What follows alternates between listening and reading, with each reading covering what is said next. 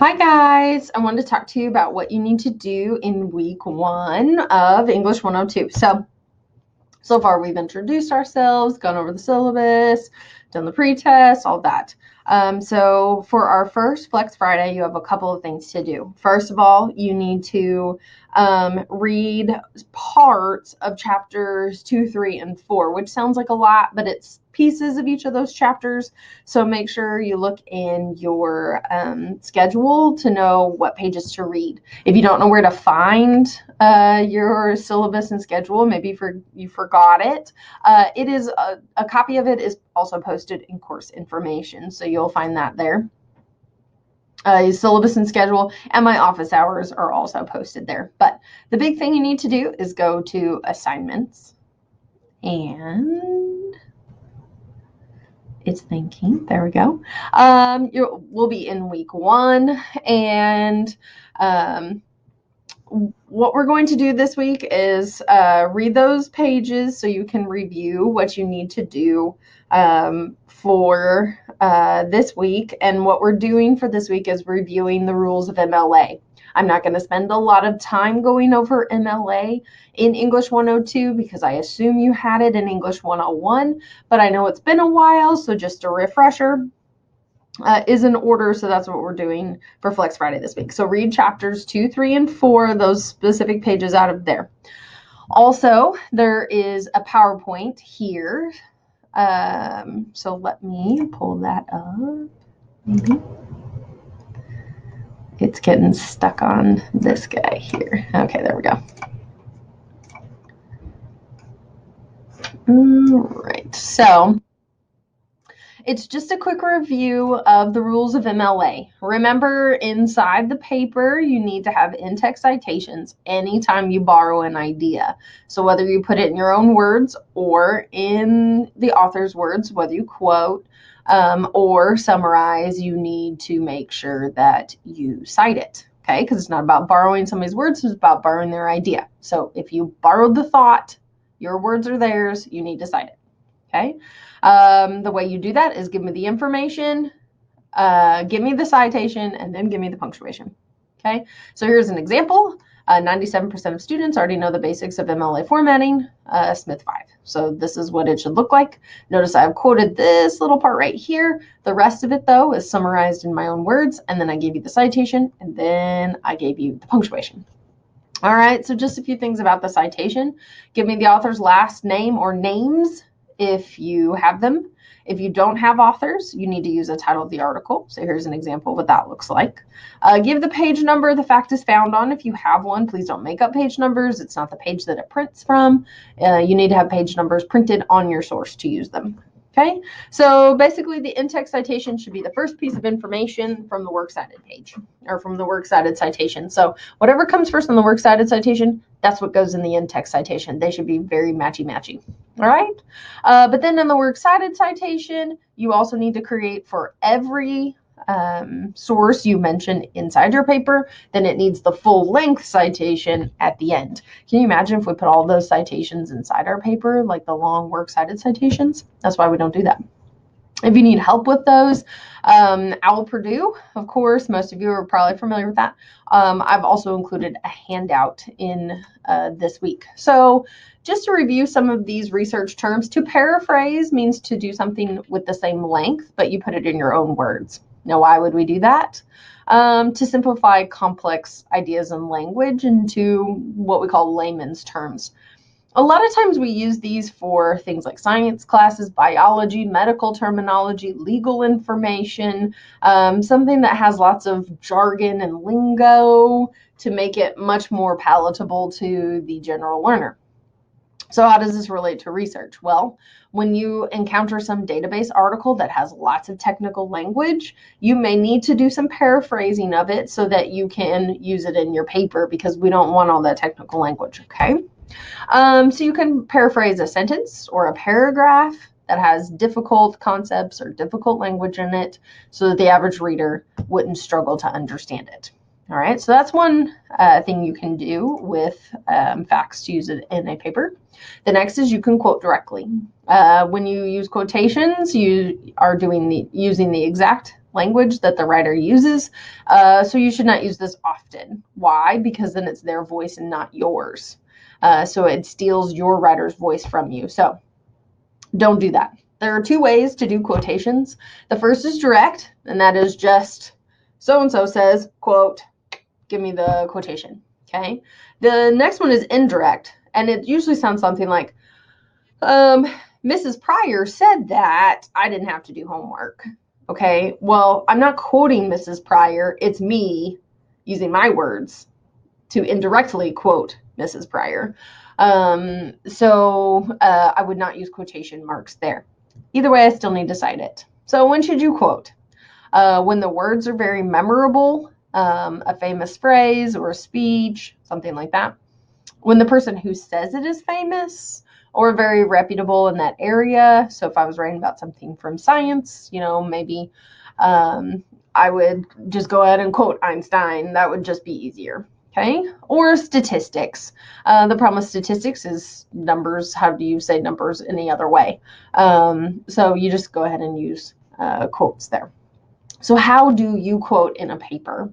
Well, typically you want to only quote what you absolutely have to have.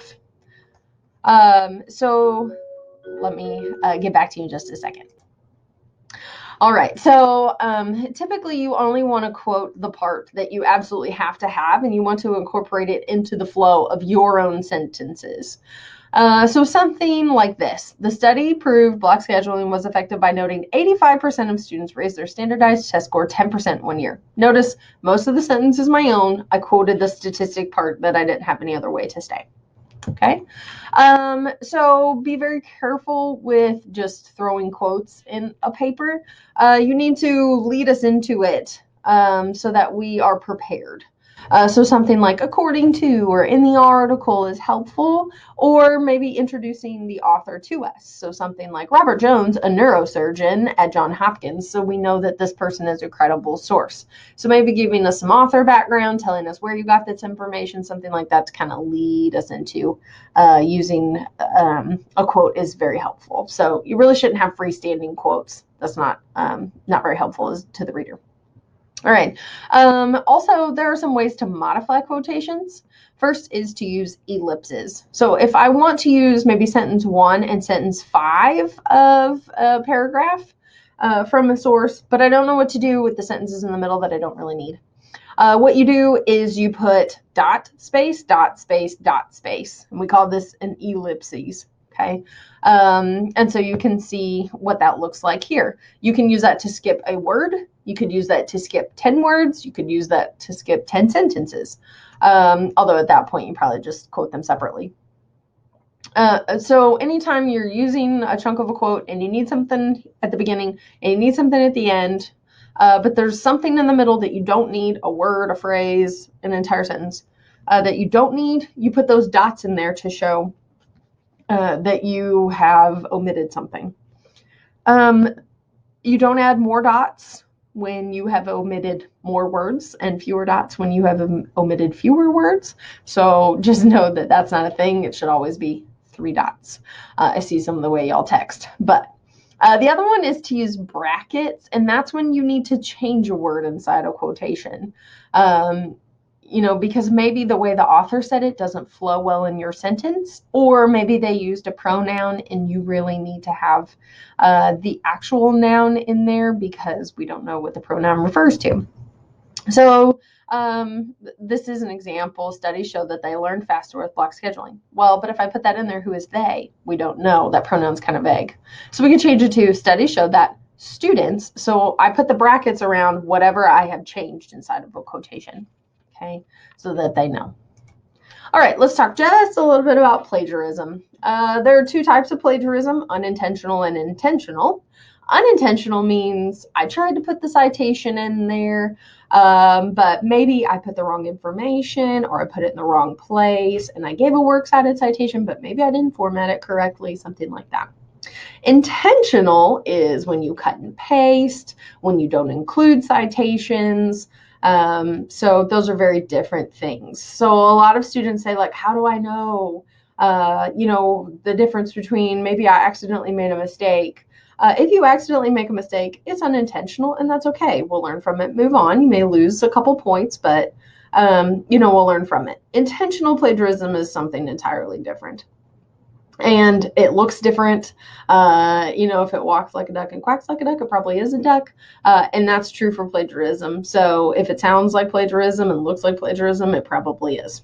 But as long as I can see that the effort was made and maybe you just messed up the information, that's one thing. Not including the information at all is something entirely different. So unintentional plagiarism, you may lose a couple of points or something. Intentional plagiarism, the first time you receive a 0 on the assignment, the second time you receive an F in the class, and the third time Crowder will remove you from the institution because we take it very seriously. So, be honest, be ethical, make good choices. If you borrow it, cite it. Okay. If you borrow an idea, cite it, whether it's in your words or somebody else's, cite it. Okay. When in doubt, give me a citation. The words and the structure, for the most part, should be your own. By the way, just changing the adjectives of something doesn't mean you don't have to cite it. Okay. Putting it in your own words doesn't mean you don't have to cite it, because again, it's not about borrowing somebody's words. It's about borrowing their ideas. So you might as well go ahead and put it your own words, but still go ahead and cite it. Okay, so how do paraphrasing and quoting help? What does that have to do? Using paraphrasing and quoting correctly will keep you from doing too much plagiarism. So keep that in mind. All right, so I have some practice here. I will let you look through that. Quote a fact, figure out how you would put the works cited citation together, and then on the next slide, I have the answer for you. Okay, so once you're done with all of this and you've looked over this MLA handout, make sure you print this out. You will need to use that. I'm going to move myself over here. There we go. There we go. You will need to use that and then go ahead and take your quiz. Then you need to read Federalist paper number 10, and what we're going to practice doing then is doing some summary. So reviewing the idea of summary, what I found is a lot of students have had to write summaries but never actually learned how to do that. So the point of a summary is to show that you can get into the head of the writer and understand what the writer is trying to accomplish. So a summary should always be in your own words. Typically, if you're doing just a very short form of a summary, it is merely, what is the main idea of this piece of writing? That's it. What's the thesis? A long form summary is not only what is the thesis, but also then what are the main points the author makes under that. Okay. So it needs to have 3 things. It needs to be brief, complete, and objective. So for brief, what that means is typically 1/4 the length of the original article that you're summarizing, or whatever it may be that you're summarizing. So 1/4 the length of the original is a good rule. It needs to be complete. What that means is you start at the beginning and make sure you summarize all the way to the end. You don't just quit once you've said what you want to say. So it needs to be complete. It needs to cover the entire work. And then finally, it needs to be objective. You don't ever include any kind of opinion in a summary. That's not the point of this. The point of a summary is to say, I understand what the author's trying to do here. I understand what the main idea is, and then I understand what major support the author provides. So what is the thesis, and then what are the author's main ideas for a long form. Now, why would you use this? Well, you are taking in so much information as a student. The ability to summarize and figure out what's most important to you is invaluable. So that's number 1. Number 2, as a researcher, you will take in lots and lots of information to write research papers and things like that. And you have to decide what are the main ideas that I can take away from these articles to use in my own writing. So as an academic, you're taking in lots of information, and it's your job to figure out how to sift through it and pick out what's most important. So that's really the key to summary. So when you're ready to write, what are you going to do? What's the process you should follow? Well, the first thing summary requires is lots of reading. Okay, you need to read it, and then you need to read it again. The second time you read it, here's what you need to look for. First of all, the context. When was this written? To whom was it written? If it's a newspaper, what day, what was going on then? Okay. The title and the subtitle many times are a great indication of the main idea of the piece of writing. So take a look at that. Then you need to figure out what is the main point here. So what is the thesis? What's the author's thesis? Okay. And then what other main points does the author make to support that thesis? Typically, where do we find main points? Well, the first sentence of body paragraphs. Okay. And then we need to figure out, okay, so what are the subordinating points or the supporting details that the writer includes? Also, then we need to be able to divide the passage into sections. Many times we have an introduction, maybe we have some background information, maybe the author gives us the opposing side and then his side. We need to be able to, as the reader, understand how the author is putting these together. Okay, so how the author has decided to organize it. And so you need to understand where the author shifts gears, okay, and be able to identify those. Typically, it's multiple paragraphs in a row. Okay.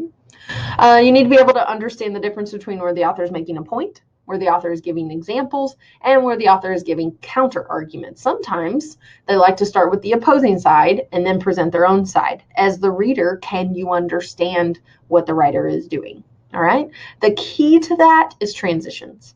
When writers use good transitions, it makes it very easy to write summary because we can understand when the writer says, on the other hand, we know that they're giving us a different point. We're going in a different direction. So be very cognizant of the transitions that the writer uses. And you need to read actively. You need to use a pencil. You should mark all over a passage when you're trying to write a summary of it. So what are some things you do not include in a summary? Lists. Lists never go in a summary. If I tell you, my favorite flowers are roses, daisies, and tulips, you wouldn't put that. You just say, she likes beautiful flowers. End of story, moving on. Okay, so never ever lists. Also, you don't include specific supporting details. There should not be a lot of facts, things like that. Those are all supporting details. They don't go in there. Okay. Any kind of research typically doesn't go in there. Main ideas, that's what we're looking for. So thesis statement, main ideas. By the way, the thesis statement may not come at the beginning. A lot of times, especially if we're writing argument, the author won't get to the thesis statement until the conclusion. So be careful with that. Be on the lookout. Make sure that what you think is the thesis statement actually represents the entire piece of writing. Okay, so you do need to use a pencil, mark out things oh, that's supporting details. Nope. Typically, we don't include a lot of introduction, that kind of thing. We don't need that. So you can just mark out a lot of the introduction besides the thesis. And then anything that's too specific, anything that lists specific people, specific items, lists, things like that. We don't include any of that. Okay, so then how do you write it? Again, make notes, highlight as you go. Reread it through again to make sure you understand the thought process of the author. Do you understand how it is organized? That's the key. If you can understand, okay, here's introduction. These two paragraphs are introduction. Here starts his first body paragraph. Then he gives me a counter argument. All right. And then now he moves to his, second body paragraph and he gives a ton of examples and tells a story. And now we're in paragraph 5 and now it's point 3. Okay. You need to be able to identify those different sections and what are the main ideas of those sections. Then write a 1-sentence summary of each section or each stage of the paper. Okay. Then what is the thesis overall of the whole thing? If the author gives you a thesis, you can use theirs. Otherwise, you may need to write your own. Okay. Then all you have to do is take all of those notes you've made off to the side of the different sections of the paper and the overall thesis and put them together. Okay. Typically, these start with in the article, give me the title, give me the author, give me the main idea. Okay. And then the rest of it is just giving me what are the author's main points. So that's how you do persuasive or expository. It's, keep it very, very simple. Remember, a quarter the length of the original. Then check it against the original. Make sure that you've hit on all the main points. You've covered the beginning all the way to the end. Okay. And that it's about the right length. All right. So make sure that you keep all of these ideas in mind as you work through your Flex Friday work. And if you have any questions, feel free to holler at me. All right. Have a good week. Bye.